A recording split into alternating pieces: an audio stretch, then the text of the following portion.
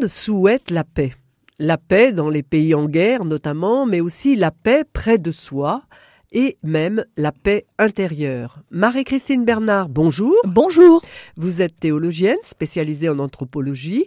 Aujourd'hui, nous allons parler de cette paix, notamment de cette paix intérieure. Comment être en paix avec soi-même tout d'abord ? Ouh là là, vaste programme. Comment être en paix avec soi-même ? Déjà exister soi-même. Reprendre contact avec soi-même, avec son corps, avec ses sensations, avec ses ressentis. Et puis mettre un peu d'ordre là-dedans. Alors la question c'est qu'est-ce qui m'ôte la paix à l'intérieur ? Comme dit Jésus, ce que je vous donne c'est ma paix. Je vous donne ma paix. Alors à nous d'accueillir cette paix. Et c'est vrai qu'il y a beaucoup d'obstacles qui font qu'on ne l'accueille pas complètement. Alors à nous de repérer, alors en fonction des situations dans lesquelles on vit, parce que ça quand même ça dépend dans quelles conditions on vit. C'est quand même compliqué de se sentir en paix à l'intérieur quand il n'y a pas la paix à l'extérieur, ou quand on est, je dirais, en proie à des catastrophes naturelles qui font que on en perd sa maison, je ne sais quoi, etc. C'est compliqué de se mettre en paix à l'intérieur. Ça, c'est une chose. Et puis d'autre part, en fonction des tempéraments de chacun, certains sont plus anxieux que d'autres, plus scrupuleux que d'autres, etc. On a toute une bagarre à l'intérieur qui se bagarre. Il y a de la guerre à l'intérieur de nous souvent, et donc là aussi, ça demande à être travaillé. Voilà. J'allais dire, souvent les angoisses peuvent nous empêcher d'être en paix. Oui, des angoisses qui sont souvent alimentées par notre manière de nous relier à l'actualité en particulier. Il faut quand même bien se remettre dans l'esprit que c'est pas tout à fait normal qu'on soit en continu relié à des sources d'informations, je mets des guillemets à information. Ce sont des informations qui sont triées en amont et qui nous arrivent. Comme par hasard, c'est à 80% des informations négatives. Et on est absolument envahi par tous les malheurs du monde. Tous les malheurs du monde. Le moindre avion qui s'écrase, la moindre goutte de pluie un peu forte de quelque part dans le monde, le moindre conflit, on nous l'assène d'une certaine manière, parce que les chaînes d'information, surtout en continu, toutes les demi-heures, vont nous remettre la même chose. Et souvent, la plupart du temps, on est dans une impuissance totale. Enfin, on ne sait pas comment, mais à part de dire, mais c'est épouvantable ce qui arrive à ces gens, etc. Mais qu'est-ce qu'on peut faire ?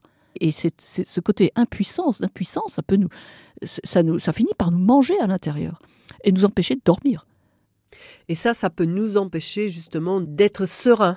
Mais oui, d'être serein. Et la question étant, moi, à mon niveau, qu'est-ce que je peux faire pour améliorer la situation en moi et autour de moi ? Et donc en direction aussi d'autres personnes.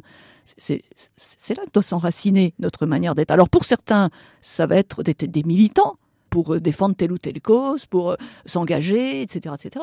Mais pour la plupart d'entre nous, d'abord, on ne peut pas être militant dans tout, donc on va choisir des combats, même en tant que militant, et c'est forcément au détriment d'autres combats, on ne peut pas être partout, encore une fois. Mais pour d'autres, ça va être déjà de maintenir sa famille dans la paix.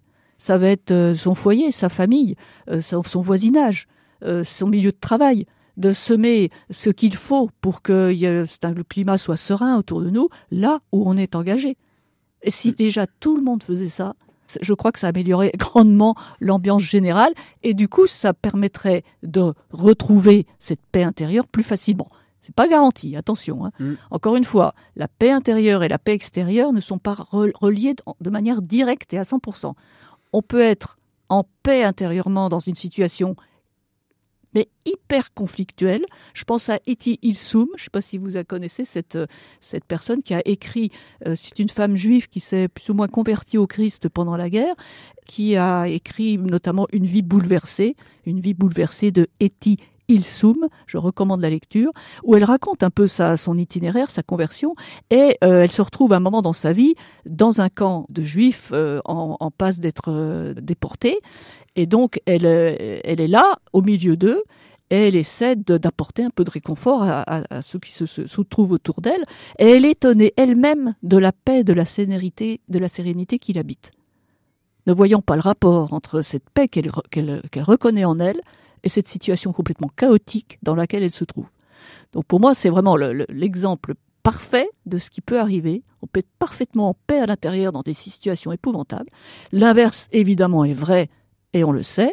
On peut vivre dans un pays en paix comme le nôtre, et abondant comme le nôtre, et être en proie à une guerre intérieure incessante, et à des angoisses, un manque de sérénité totale en soi.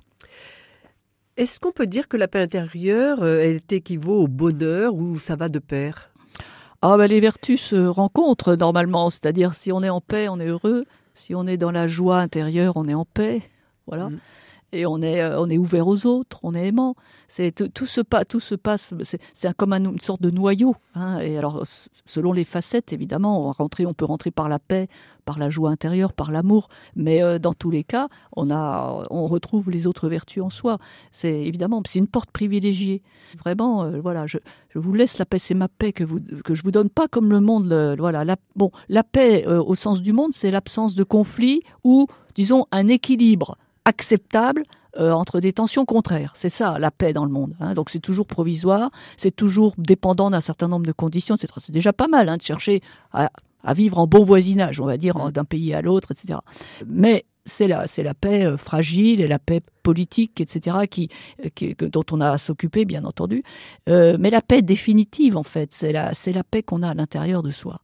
Et c'est cette paix-là que le Seigneur nous apprend à cultiver. Cette paix intérieure. Voilà, on peut encore une fois lutter ardemment pour la paix dans le monde, donc se retrouver dans des zones de conflit, etc., et être intérieurement habité par cette paix. Voilà. Alors vous parlez justement de Dieu. Comment notre foi en Dieu peut nous aider à être en paix avec nous-mêmes ? Notre Dieu est un Dieu de paix. C'est un Dieu de paix. On a mis du temps à comprendre ça. On croyait que c'était le Dieu des armées. D'ailleurs, encore aujourd'hui, les armées du monde entier, quel que soit le nom qu'ils donnent à Dieu, essaient de faire en sorte qu'on croit qu'ils ont Dieu de leur côté. Encore récemment, même dans un pays démocratique, l'un ou l'autre président dont je tairai le nom sont convaincus que c'est Dieu qui les a mis là où ils sont, et c'est grâce à Dieu qu'ils sont présidents. Bon, on ne peut pas empêcher ça. Mais dans la Bible, on a mis du temps à entendre que Dieu est un Dieu de paix. Voilà. Et que les heureux sont les artisans de paix. Il dira juste à Jésus, heureux les artisans de paix. Voilà. Ça rend heureux d'être artisan de paix. Et quels sont les outils qui peuvent nous aider à être en paix intérieure ? Se connaître. Je reprends quelque chose que Sainte Thérèse d'Avila met beaucoup en évidence. Il faut apprendre à se connaître. Comment je fonctionne, voilà. Pourquoi est-ce que je prends tellement à cœur quelque chose pour lequel je suis complètement impuissante ? Pourquoi est-ce que ça me travaille à ce point-là ? Il faut absolument déraciner ces endroits en nous propices à cultiver une fausse paix ou une inquiétude permanente. Inquiétude, non repos. Voilà. Et ça, c'est pas sain. C'est quelque chose de toxique qu'on porte en soi, qui vient de droite et de gauche. Enfin, je ne vais pas faire de la psy, mais enfin, bon, on est complexe. Hein. Je dis, mais pourquoi ces scrupules qui n'ont pas d'objet ? Il y a des scrupules utiles. Enfin, quand on essaie de bien faire son travail, bien sûr que c'est important d'avoir des scrupules. Je dis, je peux quand même pas ne pas finir mon travail ou le bâcler, etc. Donc, je fais attention. Ok, mais il y a des scrupules qui sont toxiques. Il y a des scrupules toxiques. Le Saint Ignace en parle d'ailleurs. Lui-même a dû traverser ça à un moment. Voilà, même marcher sur deux brindilles de bois qui ressemblaient à une croix. J'avais l'impression d'avoir fait un péché, quoi. Bon, enfin, il y a un moment, faut arrêter. On se dit, là, c'est de la névrose, ça se soigne. Hein. Bon, vous voyez, donc, alors voilà, il y a un ménage à faire. Faut se connaître, et puis là, mettre un peu de rangement. Dire bon, ça, je connais, c'est un tempérament. On est des anxieux dans la famille, donc il faut pas que je prenne ça au sérieux, etc. Bon, j'apprends. Évidemment, on avait parlé il y a pas longtemps de la méditation oui. Qui est un lieu de culture par excellence de la paix intérieure. Hein, où là, on se laisse gagner. C'est parce qu'on se laisse gagner par l'esprit du Seigneur que la paix advient. C'est cet esprit-là qui fait le ménage, en fait, qui va nous aider à nous ressourcer, à nous remettre devant l'essentiel. La paix du Seigneur. Voilà, je vous donne ma paix. À moi d'accueillir cette paix. De toute façon, à moi toute seule, je pense que les auditeurs et auditrices qui nous écoutent diront ça d'eux-mêmes, aussi, je ne peux pas sauver le monde. Et ça tombe bien puisque c'est pas mon travail. C'est le travail du Seigneur Dieu. Donc, il y a un moment où je ne suis pas responsable de tous les malheurs du monde. Je ne peux pas faire en sorte qu'il n'y ait plus personne de malheureux sur Terre. Donc, à moi, de cultiver ma propre manière d'être accueillante à cette paix, à cette joie de Dieu, à essayer de la laisser diffuser autour de moi pour qu'autour de moi, il y ait un climat de paix, de joie qui s'installe et qui gagne petit à petit les cœurs. Heureux les artisans de paix.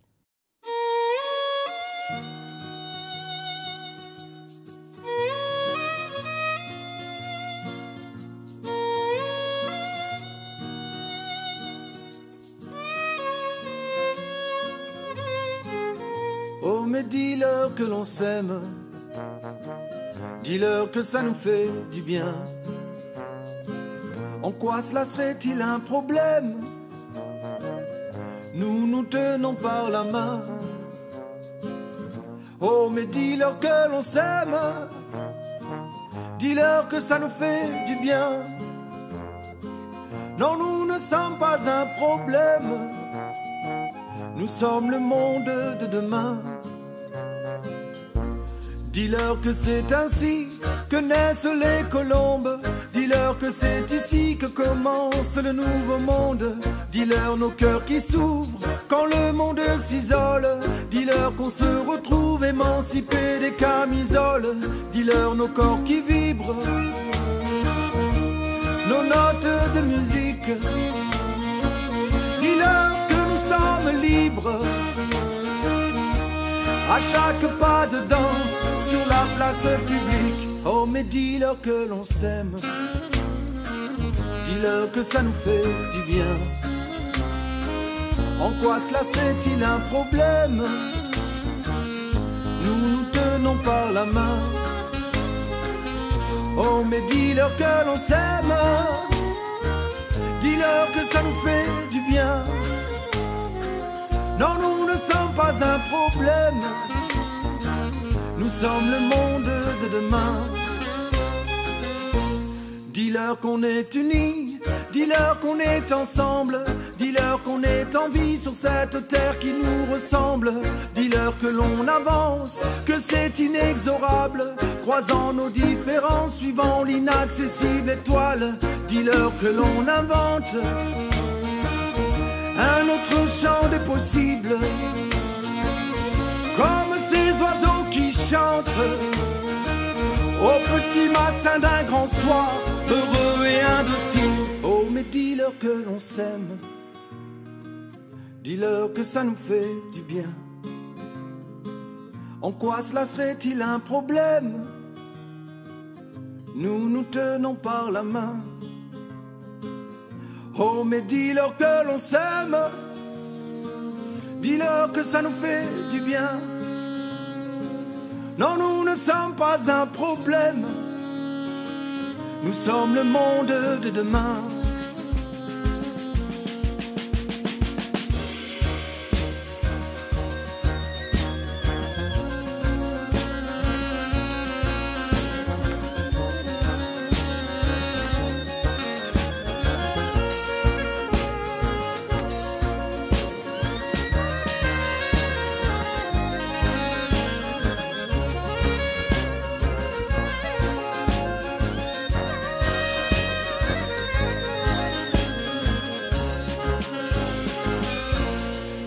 Que c'est ainsi que naissent les colombes.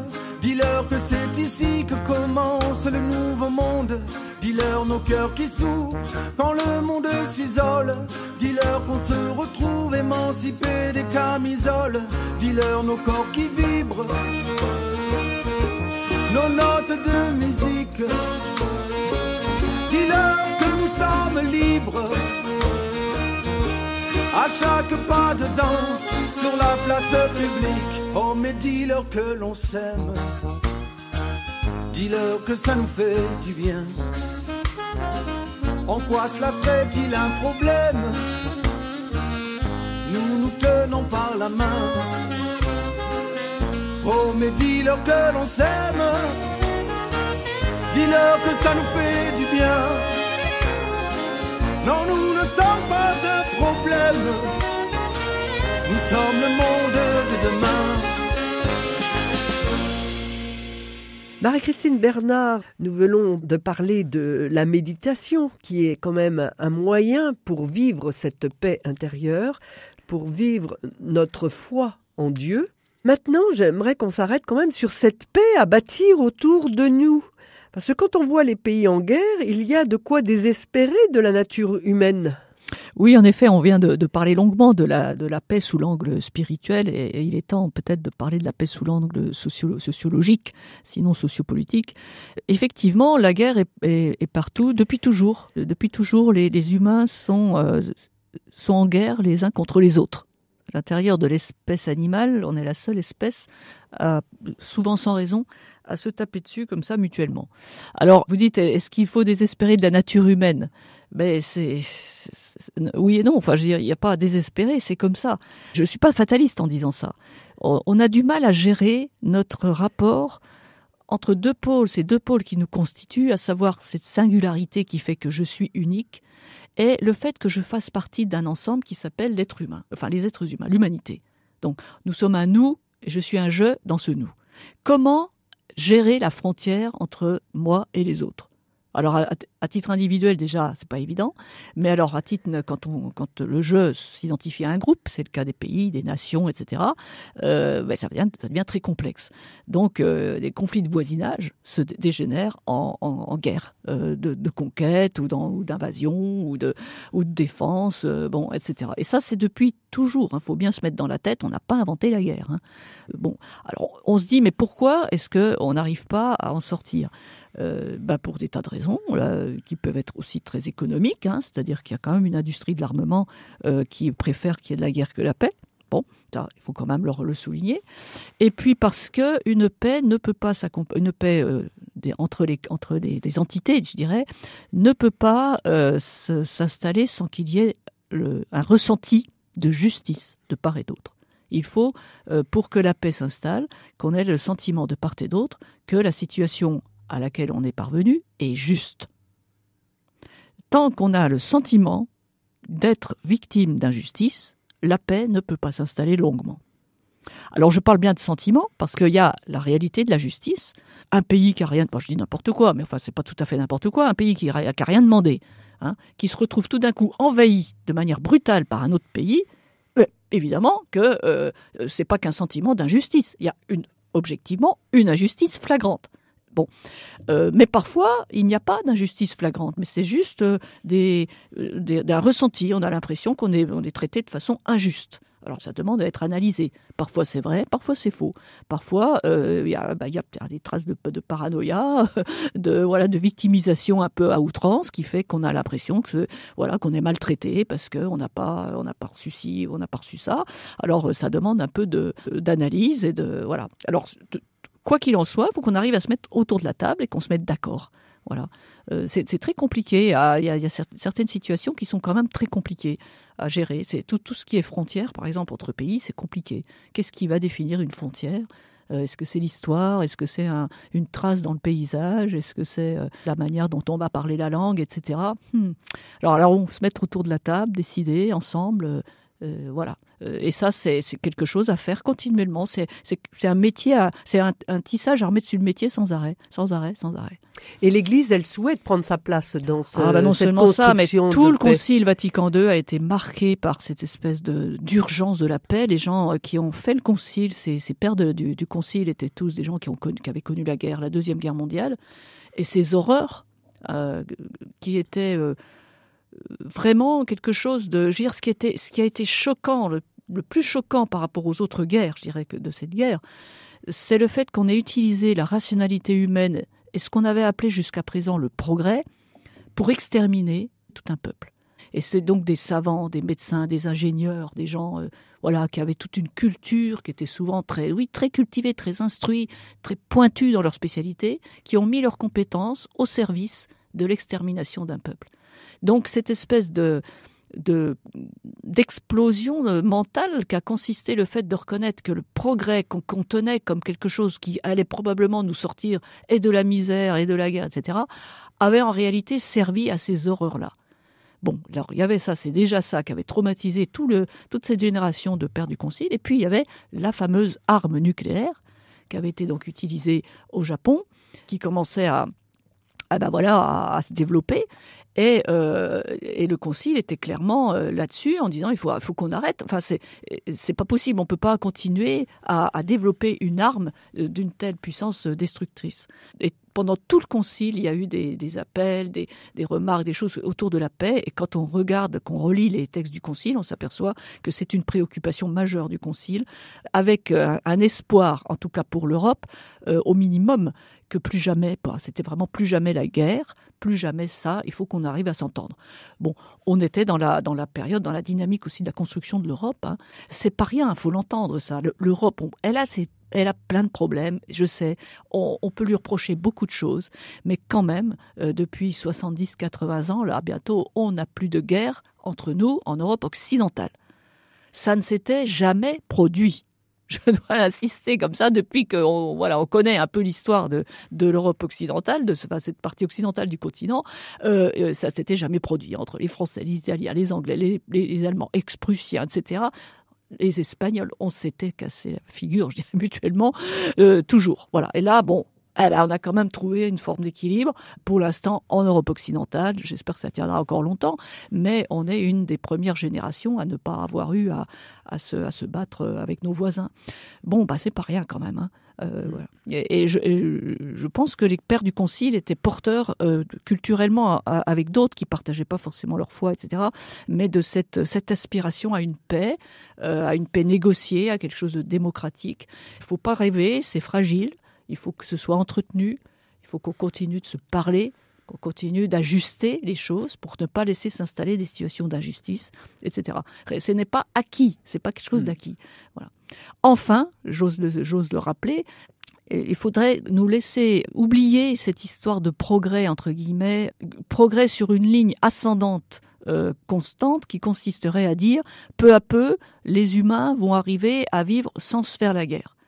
Le peu à peu est de trop. C'est-à-dire que si, à chaque génération, on n'est pas conscient que la paix est fragile, qu'elle doit toujours continuer à se négocier, qu'on doit toujours veiller à ce que la situation ne génère pas de l'injustice de l'injustice en général, mais en particulier excessive, parce que ça conduit à nouveau au conflit. Il faut absolument qu'on rappelle à chaque génération ces données-là, Sinon, on peut très bien, du jour au lendemain, se retrouver dans des guerres complètement barbares entre nous. Et une fois qu'on est parti sur le terrain de la guerre, alors on retrouve exactement les mêmes exactions, les mêmes abus de pouvoir, les mêmes sentiments d'impunité, etc., de tous les conflits, du monde entier, depuis tous les temps. Faut pas croire, on n'est pas à l'abri de cela. Donc, il faut vraiment la cultiver, cette paix entre nous, entre les nations, entre les pays. Alors, évidemment, je fais partie des gens qui souhaitent que cette paix s'étende aussi, et ce désir de paix, surtout, s'étende, évidemment, à tous les pays, à tous les continents, bien sûr. Et qu'est-ce que vous pensez de ceux qui disent que de toute façon, on va vers la fin du monde, hein, parce qu'il y a des guerres partout, et puis c'est marqué dans la Bible. C'est marqué dans la Bible, oui, mais ça fait un moment que c'est marqué, et puis ça fait un moment qu'il y a des guerres partout, et voilà. Et je vous dis pas, pendant la peste noire ou la guerre de 100 ans, il y avait beaucoup de raisons aussi de penser que c'était la fin du monde. Mais c'est toujours la fin du monde, c'est aujourd'hui la fin du monde. Tous les jours, c'est la fin du monde d'avant. Et tous les jours, c'est le début du monde qui vient. Bien sûr, on ne se trompe pas quand on dit que c'est bientôt la fin du monde, sauf que bientôt veut rien dire. À échelle individuelle, la fin du monde, c'est quand on meurt. Hein. Et puis après, la planète, elle suit son cours. Évidemment que la planète, même biologiquement parlant, géologiquement parlant, si j'ose dire, elle aura une fin. Quelques millions d'années encore, mais elle va s'user, hein, forcément. Pas uniquement par l'activité humaine. Elle a sa vie, elle est arrivée à un moment dans l'univers, elle va repartir dans le... C'est normal, voilà. Alors la fin du monde, oui, bien sûr. Bien sûr. Mais on est tous appelés, à tous les échelons, à bâtir cette paix. La bâtir, j'aime bien le mot cultiver, moi. J'aime bien cultiver, hein, parce que bâtir, on a l'impression qu'une fois qu'on l'a bâti, le monument, il reste, etc. Mais non, justement, la cultiver, c'est comme un jardin. Tous les ans, on reprend le jardin. Il faut bêcher, il faut semer, faut s'en occuper, enlever les herbes indésirables, etc. Eh bien, la paix, c'est pareil. Faut la cultiver et puis écouter les signaux, parfois des signaux légers, mais de plus en plus forts, qui font qu'on se dit, oh là là, si on ne traite pas le problème qu'on voit arriver, on va vers une guerre. Hein, donc, il faut qu'on en parle. Et chaque fois qu'on a fait l'autruche, qu'on n'a pas voulu entendre, eh bien, on s'est retrouvé avec une guerre derrière. Donc c'est pour ça que il faut être vraiment intelligent et parler, exprimer les choses, dire attendez là c'est pas normal, c'est ces choses qui se passent, ça c'est pas normal. Il faut qu'on se remette autour de la table, qu'on réajuste. Eh bien merci beaucoup Marie-Christine Bernard. Au revoir.